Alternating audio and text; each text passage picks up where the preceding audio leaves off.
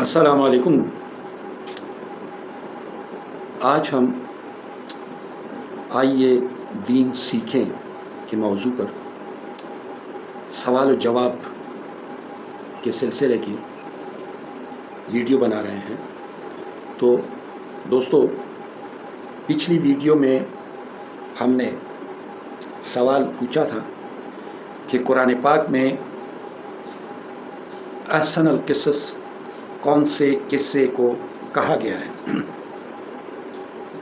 तो दो हमारे सुनने वालों ने सही जवाब दिया है। एक हैं यूसुफ खान और दूसरे रियाज खान साहब। तो इन्होंने जवाब में लिखा है कि कुरान पाक में हज़रत यूसुफ अलैहिस्सलाम के किस्से को अहसनुल क़िसस कहा गया है। तो दोस्तों, ये जवाब सही है। तो अब आगे चलते हैं। ये जो मैं अब कह रहा हूँ इसे गौर से सुनें और इसी में फिर ये सवाल आएगा। तो दोस्तों, अज़ाज़ील एक मुक़र्रब बंदा था, यानी जिन्नात में से था। अल्लाह ताला का एक मुक़र्रब बंदा था। बहुत ज़्यादा तालीम थी, इल्म उसके पास इतना था कि वो फ़रिश्तों का मुअल्लिम कहलाता था। वो उन्हें सबक पढ़ाता था, तालीम देता था और अल्लाह ताला के करीब था। अल्लाह ताला की तस्बीह और तक़दीस बयान करता था। मगर फिर ऐसा हुआ कि उसे आसमान से निकाला मिला, यानी आसमानों से निकाला मिला और उसे ज़मीन पे पटक दिया गया। उसे हमेशा हमेशा के लिए लानती करार दे दिया गया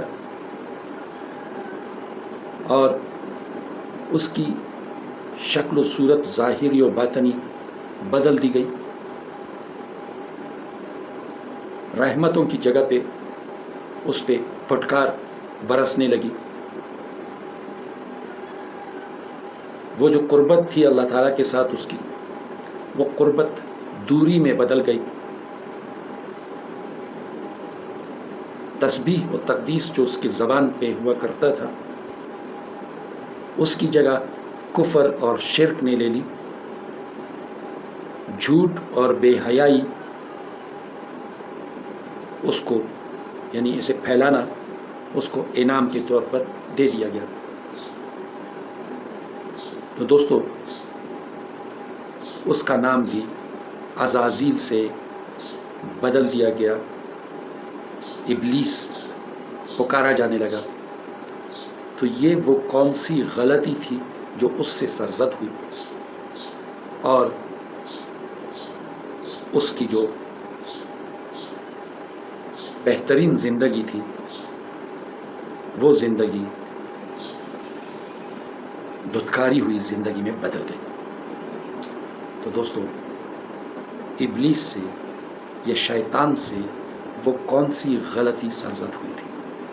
तो दोस्तों, आपके जवाब का इंतज़ार रहेगा। आप कमेंट सेक्शन में अपने जवाबात तहरीर कर सकते हैं। आपके नाम अगली वीडियो में हम अगर सही जवाबात हुए तो शामिल करेंगे। उस वक्त तक के लिए इजाज़त दीजिए। अल्लाह हाफ़िज़।